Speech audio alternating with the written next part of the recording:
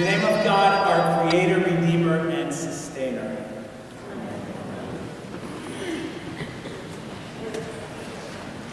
I mentioned this in passing recently, but a couple of weeks ago, the day we handed out the pledge cards, there was a gentleman who was here visiting, who's a retired Episcopal priest who's living in Canada, and he said that the last time he was here, last year, was also the day we gave out pledge cards. And he said, "Do you do this every Sunday?" Which may not be a bad idea, so we're thinking about that. But if anyone is visiting today, I want you to know that we do not talk about pledging every single day, every single Sunday, but this is a very pledge-heavy time of the year. And so today I'll be talking about pledging and a little bit about money, focusing on Christ Church Cathedral, but we also have a bagpiper. So there's a mix of things here for everyone, something for everyone. And if you are visiting today, I invite you, not so much to pledge to Christ Church Cathedral, of course you may, but I invite you to pledge to whatever church it is where you find Jesus as your home. And thinking about a little bit about home, and this our spiritual home. I believe one of the unique characteristics of home is that you cannot really know your home the way other people can when they walk into it for the first time. When I was growing up, I used to go regularly to my friend Kevin's house. And whenever I went, especially as a middle schooler, I started to realize that Kevin's house had a distinct smell. It wasn't a bad smell. It wasn't an odor. It was just the way Kevin's house smelled. And I would forget about it, but then I'd go over to his house and I was like, oh, there it is again. And I asked him about it, and he had no idea what I was talking about. And then 20 years after we graduated from high school or so, I was living in Boston, and Kevin and his wife had built a new house. I went over and visited, and it was the same smell, which is so interesting. Think of all that here in Christ Church Cathedral we don't notice, because this is our home. Think of all that we don't see, of the odor here, of the vibe here, the ethos that we have at Christ Church Cathedral. And I invite you today on Christ the King Sunday to consider, where is Jesus in the mix of all of this? I hate to say it, but as you know, and I know, there are churches where it can be difficult to find Jesus Christ, where you walk in and you're not really received well by the community, and you don't get the sense of God in the message. And the people can't really break out of their small cliques to say, welcome, where perhaps there's a sense of judgment or condemnation, which unfortunately happens. And I hope we're not doing that here. But you go into certain churches, and it's not a Jesus the King, Christ the King, towering over everything, or as Paul suggests in Colossians today, having Jesus there before all things. You sometimes have to look for him. There are also churches where they give off a hollow spectacle of the gospel, where what's really important, is just the clothes that they're wearing, or the ego of the preacher, or other things. I remember in Honduras, there was a church that handed out flyers that said, "We have performed twice as many miracles as the other Pentecostal church." All important, all sorts of things that people want to share, except where's the presence of Jesus? And you can walk in and you can sense that he's not there or he's there. When I walked in here the first time, 6.5 years ago, I felt Jesus Christ here. I felt first Jesus is present in the commitment that we have to the homeless, and to that commitment to the underserved, and the fact that 6 years ago people were also going out and serving people and finding them sleeping under the bridges, and giving food on a regular basis, and the fact that we dedicate resources to that. Because in those things you find Jesus.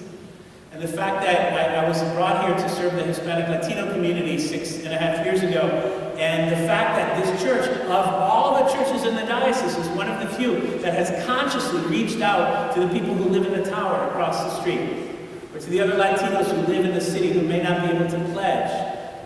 And the fact that we are reaching out to people who don't look like we do or speak the same language as almost every Episcopalian does. And of course, you see Jesus in that. And you see Jesus in the music, right? You see Jesus in the music.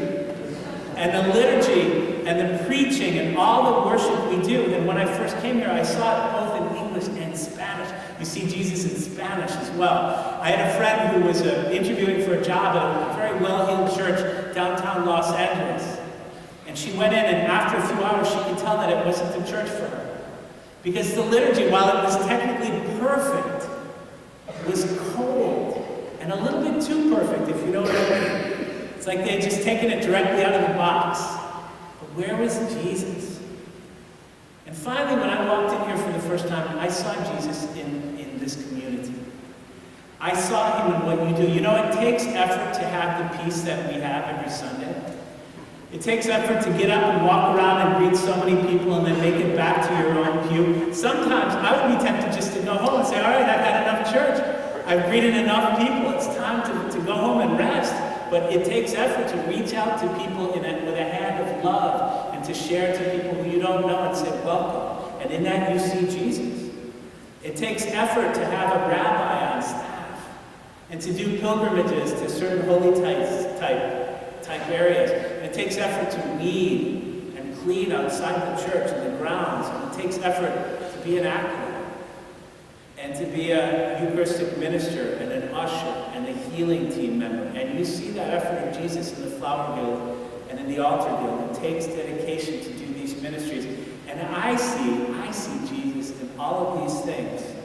And I bet you do too, because otherwise you wouldn't keep coming back. His scent, his warmth, his grace are throughout these buildings and ministries, and we want him to be at the forefront.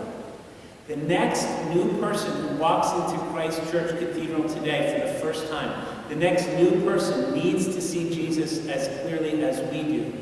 That person needs to be welcomed by Christ as we were.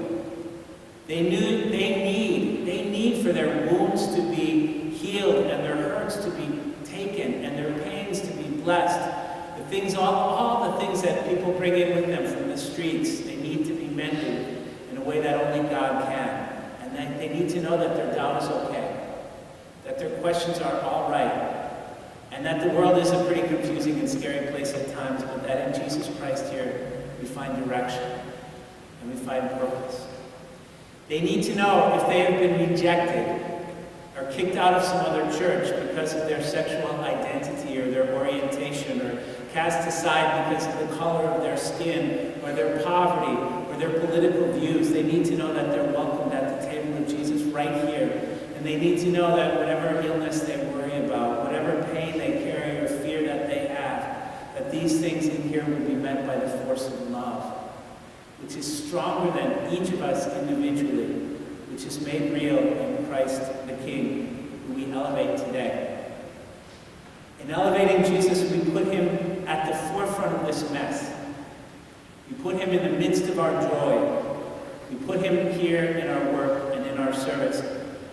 And so today we are invited to pledge, to make our pledge to God, the Father, the Creator, and the Son, and the Holy Spirit, and to all that is good and true.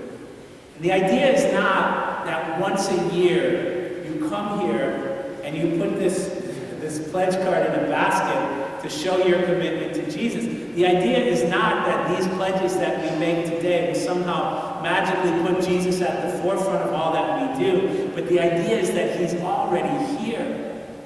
And he's here in part because of these pledges. And in part because we pledged last year.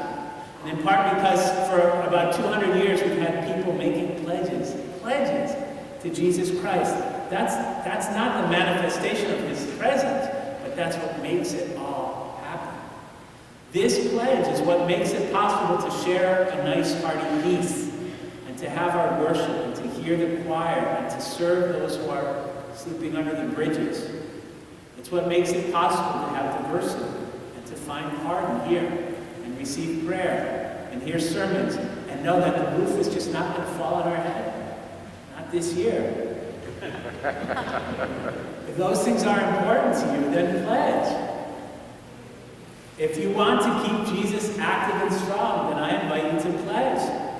And if we want to keep Jesus in our lives at the forefront, then we pledge. This pledge card means that in the mix of your life, of all the things that you have to pay, all of the expenses that you have to incur, all of the money that you have to give to all these various things, that there among all these things that we have to do is something that we are blessed to do, and we get to do. It is a privilege for me to pledge to Jesus Christ, because so often in my life, I just don't know what to do. I watch the news. God bless those of us who watch the news, because we often don't know what to do. I worry about the environment. I worry about migrants and refugees. I worry about those who are sick. I worry about my own sins. And I think, I really don't know what to do, but I know that God does.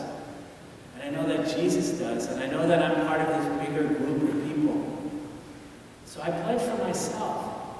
This is one thing I know to do. I do it for me. I do it for you, so that you have a place to be on Sunday, so that you have this altar and you have this table. I do it for the next brand new person who's going to walk in to Christ Church Cathedral. I do it for the people we find under the bridge. And the last thing I want us to think about today is to step back and realize that this year we're planning on doing more. That we've asked people to up their pledge a little bit, in part because we're investing. We're investing resources in our staff. We are investing in our leaders. We are investing in children and youth ministry.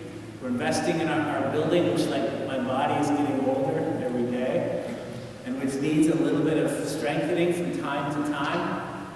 And if you take your pledge card and you think about what you're able to pledge, and you're able to add just a little bit more toward that investment, to look at those numbers between now and the offertory. Actually, it says in the bulletin we're going to do the offertory right now, but let's do it during the offertory hymn. So as the collection is being taken, we'll put a basket up here. We'll have an offertory plate up there. You can put your pledge cards in there, which will give us all a little bit more time. And if you look at your pledge and you say to yourself, you know, I can do a couple more bucks. I can do a few more dollars. I can make a little bit more of an investment in Christ Church Cathedral, and I invite you to do that. Next week, I'm preaching, and I will not talk about stewardship, as far as I know. Next week, we will return to talking about Jesus and his story, and we'll have our music, and we'll pray, and we'll share the peace, and we'll celebrate the Eucharist, just like we do all the time. But this week, I hope you realize that what makes next week possible is our pledge. This tremendous gift that God has given us of having a king who is more than money, and more than worry, and more than pain, and more than fear, who unites us by walking among us, who unites us by living and dying within our own lives. This tremendous pledge that we have is given in thanksgiving to the transformation of God in the form of love. May Christ, the King, bless you and remain with you today and forevermore.